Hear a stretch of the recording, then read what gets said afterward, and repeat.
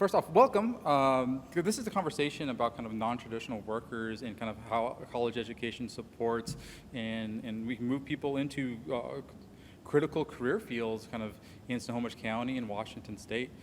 So that's kind of the premise, and this is going to be a conversation about how you're doing and how kind of the educational process is kind of working for you type of thing. So if you want to kind of introduce yourself and kind of give a little bit of your backstory, we'll just have a conversation. So. Let's do it, yes. Hi there, so my name is Cody. This is actually my first quarter here at Everett Community College. Beforehand, I was an operations manager. I did that for quite a few years, and I didn't really see the passion in it. And so I just really wanted to find something that I was truly passionate about, and I found, nursing to be that. So I'm really excited to be joining the school and continuing on with a new career in nursing. Oh, very nice. So what made you decide to go towards nursing? Yeah, so originally when I was 18, I actually ended up going into the training to become an EMT. And I had an injury right after I got my certification, and I was no longer able to become an EMT. And I just kind of fell into business and worked my way up the ladder into operations.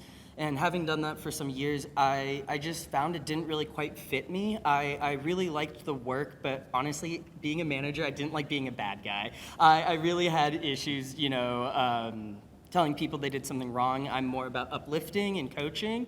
And I just kept thinking in the back of my head, I was like, I really want to go into nursing. And years kept going, and I was like, next year. And then finally, I hit a breaking point at work, and I was like, this just isn't working. I'm going to go into nursing. And so I took the leap of faith, essentially, and that's how I ended up here. Very nice. What kind of made you decide to go to Everett? Yeah, well, I was looking at some schools, and I was looking at the different pathways. I actually live, an hour and a half north of here. And so I looked at this school, and the campus was beautiful. Everyone that I talked to was extremely helpful and communicative. And I found that some other schools just didn't really communicate with me as much or really gave me other guidance. And so I was like, it's a far commute, but I want to make sure I have the best opportunity with the most support, and Everett was that option. I think that's the thing about Everett, because it's in a great location and it can to draw people to it. In my time here, I've had students come all the way from like Tacoma, north of Mount Vernon, from far east and west as the islands. Like, this is a place where students want to come, and it's a campus that is like very kind of, it's a beautiful campus. Like, it draws people on itself just from that alone. But then you have all the other connecting pieces to it type of stuff. So, so when you hear the word like non-traditional worker, what comes to your mind? And do you consider yourself a non-traditional worker? I do consider myself a non-traditional worker. When I think of a non-traditional worker, I think of someone that doesn't maybe match the stereotype of what you consider to be in that workforce. And so, looking at nursing, for instance, nursing has always kind of generally been a female-dominated field. But when I look at it, I'm like, why? Maybe, from the past, that was the reason. But, in the era that we're in now, I don't really see the need to be like, oh, well, that's only for women, and so I should find a more men-dominated field. I'm like, I like this. I'm going to do it. And, I might stick out, but someone has to do it to get other people to join in. So I don't mind being that first person or the odd duck out. Because non-traditional work and kind of talking about it and kind of advocating for more people into these types of roles has been a big thing for me over the past, I say 2 years, but it's probably my entire career in education, because it's so important to kind of see change. Yeah. See change, and there's value in a lot of these positions, and sometimes we just don't talk about it enough. But I guess, what do you think of value with nursing? Like, when you think about how, as a career, and like what it's going to do for like the community, what do you think about that? So, living in a small town, for instance, I live in a town of 700 people on a good day. And medical access is really important, especially when I live somewhere so isolated. And, looking at this town that I live in, Concrete, it's like if something were to happen, there's not that many resources for people to get medical attention. And then, looking at the value of that, I'm someone that really takes value in being able to help people. And to me, the nursing career just really matches my values, and I can see, long-term success in many different options. You don't have to just pigeonhole yourself into one option in nursing. There are so many options you can do with it. And really, yeah, I want to be able to give back to my community in ways that are meaningful and impactful. And yeah, that's just really why I see the value in nursing. Fantastic. What do you think are some of the challenges that you've already kind of faced, kind of moving towards education, or even this new career that you're looking at? Definitely. So honestly, looking back, one of the main reasons I didn't get into nursing sooner was my fear of, what if I made a mistake? What if I hurt someone? What if I wasn't good at nursing? And what I realize now is, just take that leap of faith. You might make a mistake, and that's okay. But ultimately, looking at what's been the hardest, it's getting back into education after so many years. I haven't taken sciences since high school, and I'm a 32-year-old adult sitting here and being like, what's a covalent bond? But it's about taking bite-sized chunks and looking at the big picture. Being, again, 32, it's like, wow, I'm not going to get my degree for a while, but you have to start somewhere. And if you keep, holding back or saying, oh, it's going to take so long, I don't want to be old and going into this field, but then you're never going to find your true passion and do the thing that you want to do. And on top of that, it's just, figuring out how to navigate school, how to navigate resources. And so just taking the time to, do the research, really, check all those boxes, and don't just settle for something. Do the thing that you really want to do. It might take extra time, but you just have to do it.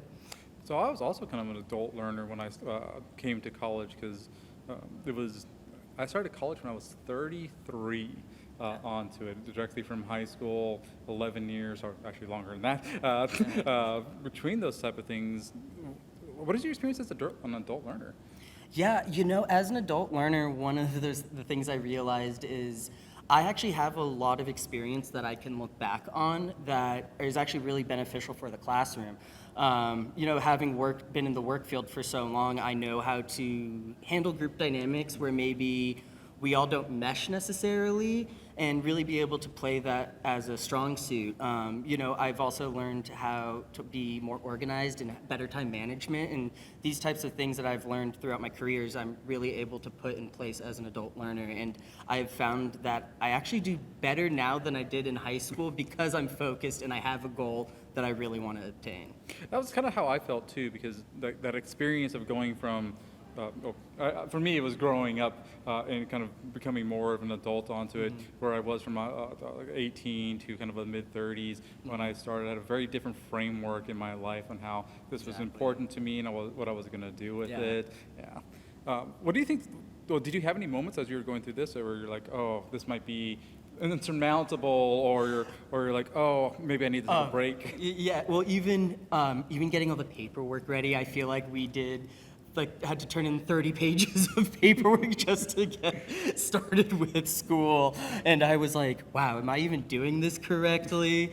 And then even getting into, my classes and taking tests, and I'm sitting here and, I'm like, I do not understand this information. Oh no, and it's just gonna, compile and get harder. And I just have to, kind of ground myself again and be like, okay, well, let's start off at zero. Where are we finding, those little hiccups? And I just realized it's about being kind to yourself also. Like, it is a learning situation. It is a new situation. And with that, you need to give yourself a little bit of grace and understand that it's going to be difficult and we're going to have hiccups and we're going to have mistakes or, fail a test. But don't get, disheartened by that. Just continue. Reach out to the resources at the school even to figure out, how can I get assistance in any of my problems, really. Yeah. Well, thinking of resources, what resources did you kind of engage with? Oh my goodness. I have to say, worker retraining here has been absolutely phenomenal. They've been just not on top of being super helpful. They were just so enjoyable to work with. And then, I've also gone through, I'm actually scheduling some e-tutoring services. I didn't even know that was an option. And I was like, oh, it's online. I don't have to drive an hour and a half down south for some tutoring. In just even talking with the teachers and saying, hey, are there any other resources that I could use for study aids? And talking to classmates, there are so many options that I'm sure I haven't even, chipped away at the surface yet, because anytime I go on the website, I'm like, wow, there's this. Did you come across any that you would be like, wow, brand new students, you should earmark this as the most important thing? You'd be like, don't forget about this resource. Oh my gosh. Well, one is definitely e-tutoring. I think that is a big resource. And two, it's even, checking in with the student life building, seeing, what other activities or events or study groups, things like that are available. Because one thing I've found that going into school is also having a sense of community at your school really helps, with the social aspect, as well as just bouncing ideas off of people, being like, is this normal? Are you also struggling with this class? Is it me? Is it, is it that? So yeah, just really reaching out to your school, talking to students. Students have so many resources also. Yeah. That is a big thing, because other students and kind of they can be a big helper and motivator, kind of move through They really classes. are, yeah. So kind of thinking of advice of getting through and navigating that first quarter. Yeah. Well, first, thinking about this first quarter of yours, Yep. What was the pathway that you've kind of gone through as you've done it, and not just the class itself, Yeah. getting here and through. Definitely. So, I mean, the first thing I really did was look at the different school options, see which schools, A, communicated with me really well, B, seemed excited to have me a part of, their school, and then check out the campus, see if there's something that you want to be in, that you enjoy being in. And I saw the Everett campus, just even driving through, and I was like, yeah, this is it. And then it was, just using my time management well, preparing for my classes even before I started them. So when I was looking at picking out my classes for this quarter, one big thing for me was, okay, is the workload for each class manageable? Am I taking biology, microbiology, and chemistry, even though you can't really do all three of those at the same time, would that even be possible? Is that something that I can, study for and obtain? Maybe I should, dial one back, put a slightly easier class, in my opinion, in there, to be able to be more successful. And then, even on the initial start day, it was, okay, what books do I need? What study guides do I need? What good YouTube channels can I use for supplemental material? And that was kind of how, I got at least started for my quarter. Oh, nice. So if you had to give someone advice, they were thinking about getting into that first set of classes, into nursing, or even getting to the first set of classes at college overall, what would your advice be for a brand new student thinking of coming in? I would tell them that if you don't feel super confident, maybe you tested into a higher level math than you've normally taken. It's okay to also take the lower level math just to get yourself re-up there and then go into the higher level math. And then also really just take the time to understand your syllabus and what the expectations are for your class. Block out time to study for each class individually. And really just have a good schedule that you can work with. A schedule is a really important thing when you're first getting into your classes, and especially if you're just starting school up again after having taken some time. Because, when you're in high school, everything is blocked off for you nicely. In college, and if you're doing it online, or asynchronous, it's up to you to really decide, how you're going to use your time to turn in your assignments, and setting up a time and a schedule and a good place to study that's quiet, or however you prefer to study is really, how to go about it. And then also just making sure you have your school supplies ready, getting that calculator early as opposed to later, and understanding how to use it. And yeah, just ask questions. Ask a lot of questions. There's so many resources, and just don't make an assumption, just ask the question. I always tell students that you have to ask questions, ask as many questions as you Yeah. can, Yeah. find out all the resources onto it, because there's so many resources Exactly. here at the college. You kind of brought up time management several times there. So what do you how critical like time management, like when you think of like, again, as an adult learner, Yeah. there's a lot of exterior factors that go into being a student. Yeah, I mean, especially as an adult learner, I live on a property with a lot of animals, and I have a lot of chores. I have to, maintain a property. And on top of that, like right now, I'm not working, but I have worked and gone to school in the past. And with that, it's really, setting the expectation with your work as to, these are the hours that I need to be able to do my schoolwork. Setting the expectation with your family, again, like these are the hours that I need to really like focus. And then also having a correct expectation for yourself. Is it realistic that I can do 10 hours of homework in a day? Probably not. By the last 3 hours, my work is probably getting pretty bad. And so it's just about being realistic as to, what you can actually do versus having an idea of what you can do. In my head, I'm like, yeah, I can do 12 hours of work, but I really can't, So it's about setting up those correct expectations with yourself and with the people around you, and then also breaking up your time. And one of the biggest things with time management I realized, and I caught myself in this last week with midterms coming up, was I wasn't giving myself any time to relax. And that's a big thing you need. You need to also make sure to schedule some time for yourself to do the things that you love, because otherwise you're going to become bitter and resentful towards all your other responsibilities that you have. Oh yeah, taking a look at those things and kind of like doing that self-assessment of yourself, Yeah. like what do I need, and making sure that you're being a person and a student, because sometimes you do need to take a step back, take Yeah. that breath. It's amazing how many times we forget to take that breath and just be a person for just a little bit Yeah. and then go back into Yeah. it.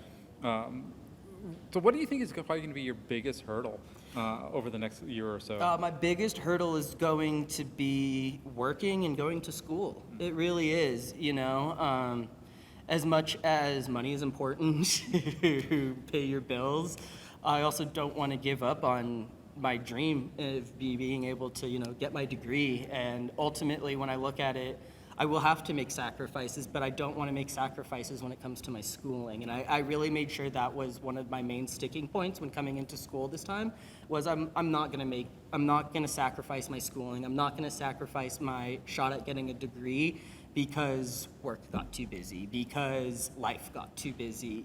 This is my main priority, and everything else is also important, but this for me in my life is my main priority.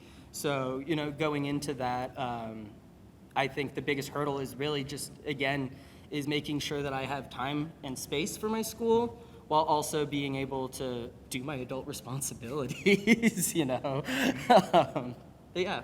Cool. So kind of like one other kind of question that I want, like, what would you want other people to understand about the journey you're on or journey you're going through? Yeah, the one thing you have to understand is it is long, it can be difficult, but take every day as a win. You did your homework, that's a huge win. You completed your essay, that's another big win. Every day you're getting closer to your degree. It might be 4 years, it might be 6 years, it could be 2. And, especially as an adult, you're like, oh my gosh, I'm gonna be 36 when I graduate, like, I'm halfway to retirement kind of thing. And it's like, but that's okay, because ultimately, you're going in for your passion or you're going in for your future, and a lot of times, futures take time and investment, like they always say, Rome wasn't built in a day kind of thing, and it's true, It could go for anything, a sport, anything. It takes time, and so you just have to remember, and don't get discouraged if you fail at something. Don't get discouraged if you make a mistake.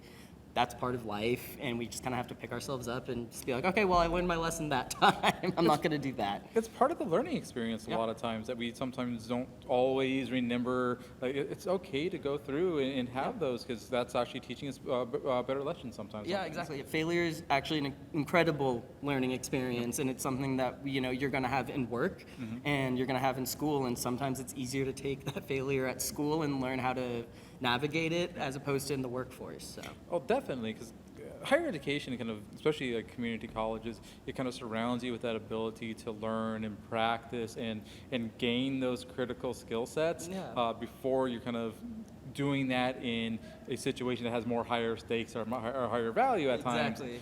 So education can be really, really beneficial into that. Yeah. Just kind of as a closeout, like, is there anything else you want to kind of talk about, experience, life, that you feel is value? One of the biggest things I would say is really look at your resources. I did not think I could afford to go back to college. I was like, financially, I don't know how I'm going to be able to do this and this. And I found worker retraining. I talked to work source. I did all of these things pre-planning to see what my best options were. And sometimes it's, you're like, I want to go to school in spring. Say, well, maybe in winter start thinking about what can I do? Are there scholarships? What are my resources? Because for a lot of people, I feel like, and especially coming in later, it's, I can't afford that. I can't have that much student debt. And it's like, well, you might not, just talk to people, find out what your resources are. Don't get discouraged before you even start, because you'd be surprised what's available for you. And then, while you're in your journey, again, just take it day by day. Count the wins when you get them, and, learn from the losses. Definitely. You hit an interesting one there, scholarships, because I think that's something that, and from my experience, a lot of scholarships don't get as many people applying to them as they should be. Yeah. And it's kind of interesting, if you talk to higher ed as a whole, a lot of times you'll find that scholarships, sometimes they only get maybe 10, 20 people that are applying to them, and there's a lot of people who are eligible for those scholarships. It's just we're not aware of them, we're not going and searching for them. So I'm putting that plug out there. Always go and look for scholarships. You'd be amazed, apply.